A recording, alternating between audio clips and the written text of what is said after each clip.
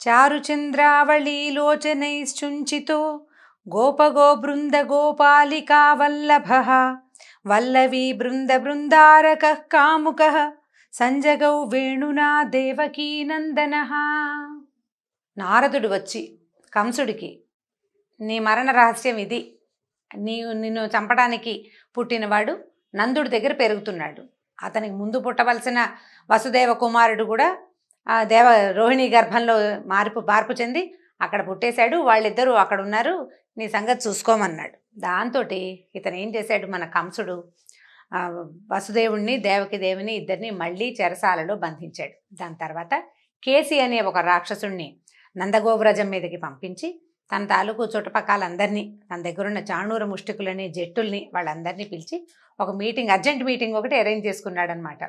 ఏం చెప్తున్నాడంటే, నన్ను ఎదిరించడానికి ఇంద్రాదులకైనా శక్తి చాలదు, అయితే బలరామకృష్ణులనే ఇద్దరు చిన్నపిల్లలు నన్ను వధించటం కోసమే బృందావనంలో పెరుగుతున్నారు.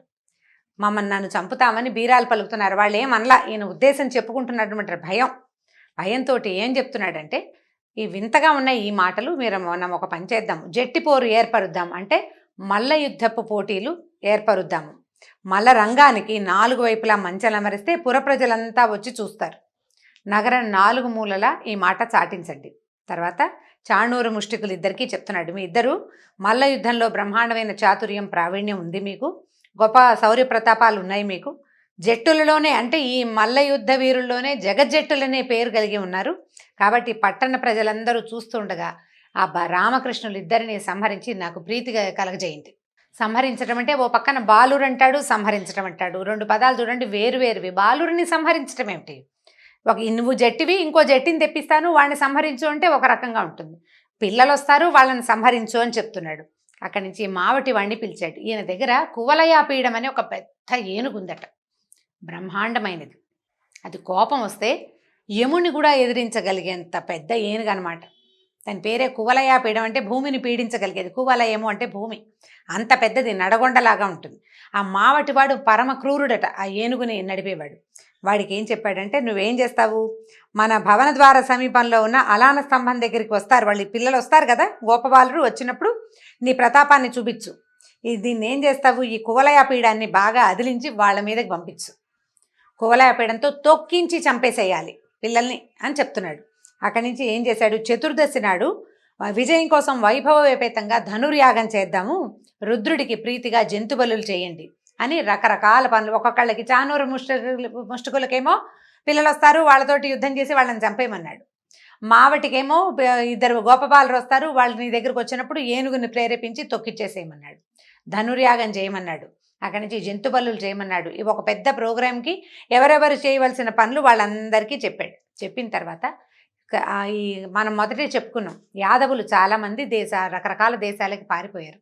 పారిపోయే అవకాశం లేని వాళ్ళు ఇతన్నే రాజుగా మన్నించి అతని క్రూరత్వాన్ని సహిస్తూ అక్కడే ఉండిపోయారు. ఆ యాదవులలో ముఖ్యుడు వసుదేవుడికి కజిన్ బ్రదర్ అయిన అక్రూరుణ్ణి పిలిచాడు. అన్నదమ్ముడవుతాడు ఆయనకి. అతన్ని పిలిచి ఏం చెప్పాడంటే, ఇప్పుడు నువ్వు చాలా గొప్పవాడివి, నీకు సార్థక నామధేయం, నువ్వు ఏ క్రూర కర్మలు చేయని వాడు కాబట్టి అక్రూరుడివి, నీతో ఎంత స్నేహమైనా చేయొచ్చు, అందరితోటి కలిసిమెలిసి ఉంటావు. నందవ్రజంలో 2 బాలురు ఉన్నారు, బలరామకృష్ణులని, వాళ్ళని ఉపాయంతో తెచ్చి నాకు అప్పచెప్పు, వాళ్ళని తీసుకురమ్మన్నాడు. ఏంటంటే దేవతలు నాకు భయపడి వేడుకుంటే విష్ణువు ఈ వసుదేవుడికి కృష్ణుడిగా జన్మించాడని నేను ఒక కథ విన్నాను, చాలామంది చెప్పుకుంటున్నారు అట్లా. కాబట్టి నువ్వేం చేస్తావంటే ఈ గోకులానికి వెళ్ళి ధనుర్యాగం చూడడం కోసం రమ్మని వాళ్ళని పిలుచుకురా, నందాదులైన గొల్లపద్దలకు చెప్పు. వాళ్ళందరూ ఏం చేస్తారు, ఏటా 6 నెలలకు ఒకసారి అట్లా కప్పం కట్టడానికి వస్తారు కదా, కప్పం కట్టవలసిన సొమ్మును చెత్తపుచ్చుకుని ధనుర్యాగం కూడా చూద్దురు కానీ రండి అని పిలువు వాళ్ళని అని చెప్పాడు. చెప్పి ఇంకా ఏం చెప్తున్నాడు, ఇప్పుడు నేనేం చేయదలుచుకున్నానంటే వాళ్ళిద్దరూ నన్ను చంపడానికి ఉద్యుక్తులుగా ఉన్నారు. వాళ్ళల్లో కృష్ణుడు నన్ను చంపేందుకే విష్ణువు కృష్ణుడిగా పుట్టాడన్నమాట నాకు తెలిసింది. కాబట్టి నా దగ్గర కువలయాపీడం అనే ఏనుగుంది, అది పెద్దది, చాలా పెద్దది, చీల్చి చెండాడుతుంది వాళ్ళిద్దరిని. ఒకవేళ చేయలేకపోయిందనుకో, వాళ్ళిద్దరిని ఏం చేయలేకపోయిందనుకో, చాణూరుడు ముష్టికుడు 2 ఉన్నారు, మంచి మల్లయుద్ధ విశారదులు, వాళ్ళు బల సంపదలో వాళ్ళు. ప్రభంజనుడు కూడా వాళ్ళంటే గాలి కూడా వాళ్ళ పక్కన తీసుకట్టే, గాలికి కూడా అంత బలం లేదు, వీళ్ళకి అంత బలం ఉంది. బాహాబాహి బాగా అంటే జబ్బ యుద్ధంలో బ్రహ్మాండంగా ప్రతిభ కలిగిన వాళ్ళు. వాళ్ళు ఎంత బలం ఉన్నా వీళ్ళ ముందు ఆగలేరు. చిన్నపిల్లలు పెద్దపిల్లల్లోని కాదు, బలశాలైనా వీడి ముందు ఆగలేరు. ఎట్లాగైనా పోరాటంలో కువలయాపీడను చంపలేకపోతే జాణూరు ముష్టికులు చంపుతారు. కాబట్టి ఈ బలరామకృష్ణులు ఇద్దరు నేలకూలంగానే వసుదేవుడు మొదలైనటువంటి ఆ ప్రముఖుల్ని హతమారుస్తాను. తర్వాత వృష్ణి భోజ దశార్హ వంశజులైన వీరులందరినీ చంపేస్తాను. వాళ్ళందరినీ అంటే తనకి శత్రుశేషం లేకుండా చేసుకుంటానని చెప్తున్నాడు. రాజ్యాభిలాష కలిగిన వాడు, ముసలివాడు, దుర్మార్గుడు అయినటువంటి మా నాన్నను కూడా చంపేస్తాను. మా పినతండ్రి అయిన దేవకుడిని కూడా తీసేస్తాను. అంటే దేవకిదేవి తండ్రి అనమాట. ఇంకా మిగిలిన శత్రువులందరినీ సంహరిస్తాను.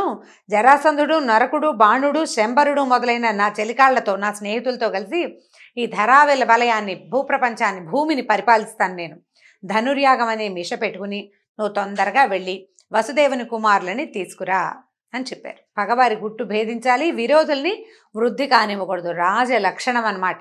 పగవాళ్ల గుట్టు ఏమిటి, వాళ్ళ బలం ఏమిటి, ఏ రహస్యాన్ని వాళ్ళు దాచిపెడుతున్నారు, వాళ్ళు దేన్ని దాస్తున్నారో తెలుసుకోవాలి. తర్వాత వాళ్ళని పెరగనివ్వకూడదు. వీలైతే సామధాన భేద దండోపాయాలతోటి వాళ్ళని తెగటార్చాలి, వాళ్ళని ఉండనివ్వకూడదని చెప్పాడు. చెప్పేసరికల్లా అక్రూరుడు శాంతంగా ఇలాంటి మాటలు వింటే నేను చంపేస్తాను, పిల్లల్ని తీసుకురా, వాళ్ళని చంపేస్తా, వీళ్ళని చంపేస్తా, అదేదో చేస్తా, నేను ఇంకేదో చేస్తానంటే అవతల ఉన్నవాడికి కూడా ఉద్రేకము, ఉద్వేగము, నానా రకాల భావాలు వస్తాయి. అవతలవాడు కూడా దానికి లొంగిపోతాడు. ఒకవేళ వాడికి కూడా పగవాళ్ళని పెంచకూడదనే ఉద్దేశం ఉందనుకోండి, వాడు ఇంతకంటే ఉత్తేజితంగా మాట్లాడతాడు. భయస్థుడు అనుకోండి, వణికిపోతూ ఉండాలి. రెండు భావాలు చూపించిన ఇతనితో ప్రమాదమే. వీడు ఉద్వేగభరితుడై ఇతను కూడా ఇంకా జయ జయ అన్నాడా వీడికి రెచ్చిపోతాడు కంసుడు. అలా కాకుండా బెదిరాడా, ఇతను వసుదేవుడు పక్షం వహిస్తున్నాడని ముందే కత్తి దూస్తాడు. వాడితో చాలా ప్రమాదం. అయితే అక్రూరుడు చాలా స్థిమితంగా చెప్పాడట, రాజా నువ్వు ఆజ్ఞాపిస్తే వెళ్ళకుండా ఉంటానా? నువ్వు రాజువి, నువ్వేం చెప్పినా నేను చెయ్యాలి, సేవకుణ్ణి కదా నేను. యథార్థం ఆలోచిస్తే నిజం చెప్పాలంటే నరులు తమ శక్తి ఎట్టిదో దైవశక్తి ఎలాంటిదో గ్రహించలేకపోతారు. నేను అన్నీ చేసేస్తాను అనుకుంటా. దైవం ప్రతికూలిస్తే ఏం జరుగుతుంది అనేది మానవులకి ఊహకు కూడా అందదు, మనకు తెలీదు. నేను కొండ పిండి చేస్తానంటే ఆ పిండి చేయటానికి భగవంతుడు ఒప్పుకోవద్దు. ఆ క్షణాన ఆయన ఆ బలం నీకు ఇవ్వదలుచుకుంటే ఇస్తాడు, ఇవ్వదలుచుకోకపోతే మానేస్తాడు. మనం చెప్పలేకపోతాం. తమ బుద్ధికి తోచిన విధంగా పట్టుదలతోటి ప్రవర్తిస్తారు. కాదనేందుకు వీలే లేదు. విధి నిర్ణయం తప్పించడానికి ఎవ్వరి తరమూ కాదు. ఎందుకంటే నీ చావు తథ్యం అని చెప్తున్నాడండి. ఇందులో నిబిడీకృతమైనది ఏంటంటే నువ్వే స్వయంగా అక్కడెక్కడో పల్లెలో హాయిగా ఆడుకుంటూ కులాసాగా ఉన్న మహాపన్నగాన్ని రా రా అని పిలుస్తున్నావు నువ్వు. నీ వాక్యాలకు అర్థం అదే. నా శక్తి ఏమిటి, భగవంతుడి శక్తి ఏమిటో నీకు తెలియదు. పనిమాల దాని దారిని అది పోయే మహాపన్నగాన్ని పిలిస్తే ఏమవుతుంది, కాటేసిపోతుంది, ఇంక ఊరుకుంటుందా? కాబట్టి నేను వెళ్ళి నీ విరోధి పుత్రుల్ని తప్పకుండా తీసుకొస్తానని చెప్పేశాడు. సరే, అక్కడి నుంచి ఏమైంది ఇది చూడండి. ఇక్కడికి వెళ్దాం మళ్ళీ. ఈ విధంగా అక్రూరుడు రథం ఎక్కి రేపల్లెకి బయలుదేరాడు. ఈ కంసుడు మిగిలిన వాళ్ళందరికీ సెలవిచ్చి అంతఃపురంలోకి వచ్చాడంటే స్థిమితంగా ఉందన్నమాట. ఎవరికి చెప్పాల్సిన మాటలు వాళ్ళకి చెప్పేశాడు.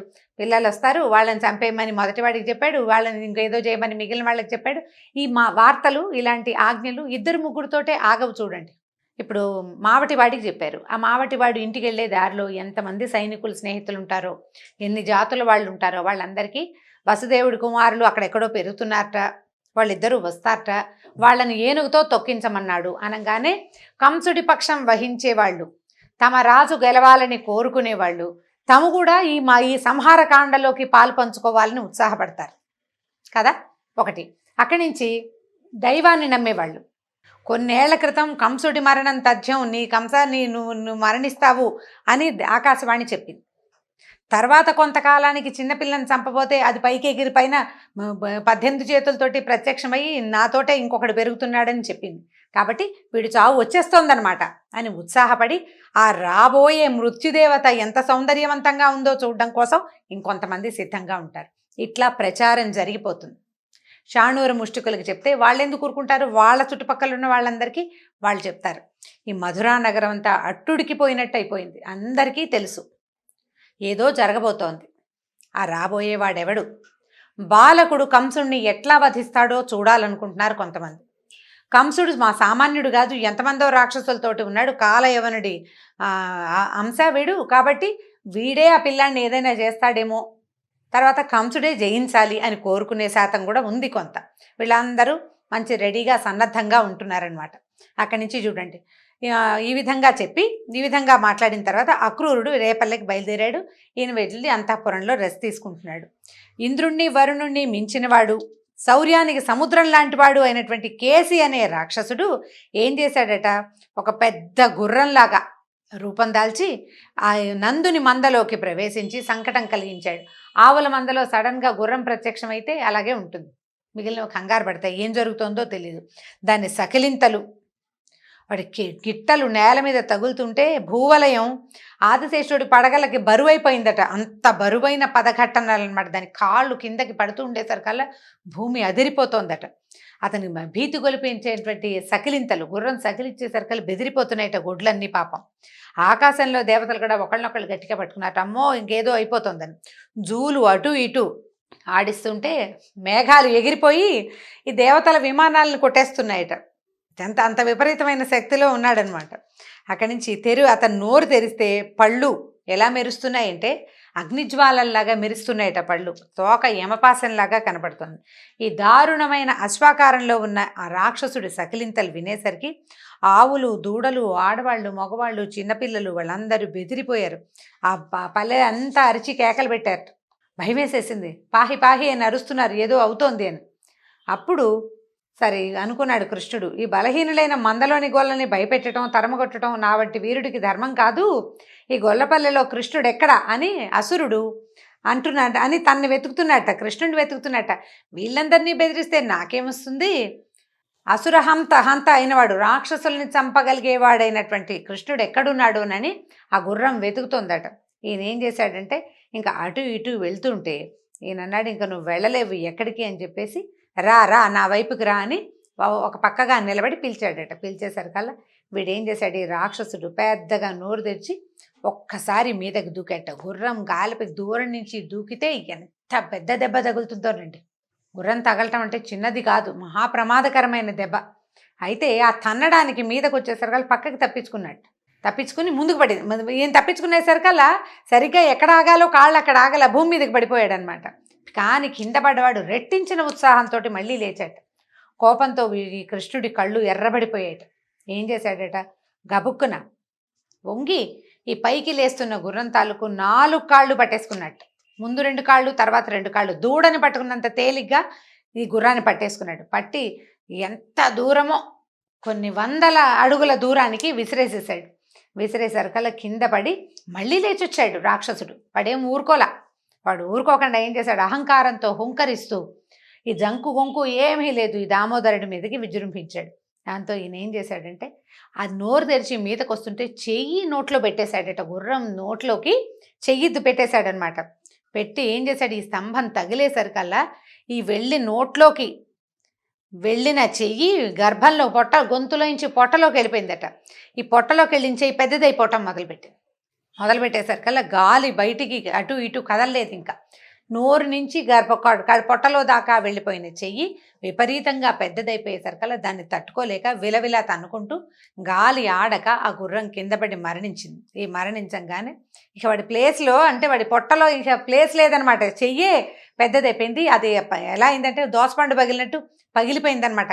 ఈ గుర్రం తాలూకు గర్భం ఢామ్మని పగలటం ఏమిటి, ఈవిడ కింద పడిపోయి రాక్షసుడి యొక్క పెద్ద ఆకారం అక్కడ కనపడడం మొదలుపెట్టింది. అక్కడి నుంచి కృష్ణుడు ఏం చేశాడు, దాన్ని ఎడం చెయ్యి విదిలించేసుకున్నాడట ఒక దెబ్బకి. ఈ విదిలింపుకి పడిన గుర్రం తాలూకు శరీరం ఉంది కదా, ఒరిజినల్ కేసి తాలూకు శరీరం ఎంత దూరమో ఎగిరి పడిందట. ఎగిరి పడేసరికల్లా పైనుంచి అలవోకగా చేసినటువంటి హేళగా చేసిన ఈ అశ్వవధను చూసి పైనుంచి దేవతలు పుష్పవృష్టి కురిపించారు. తర్వాత కంసుడు పంపించిన కేసి అనే రాక్షసుడిని వధించిన తర్వాత ఏం జరిగిందో వచ్చే భాగంలో తెలుసుకుందాం. నమస్కారం.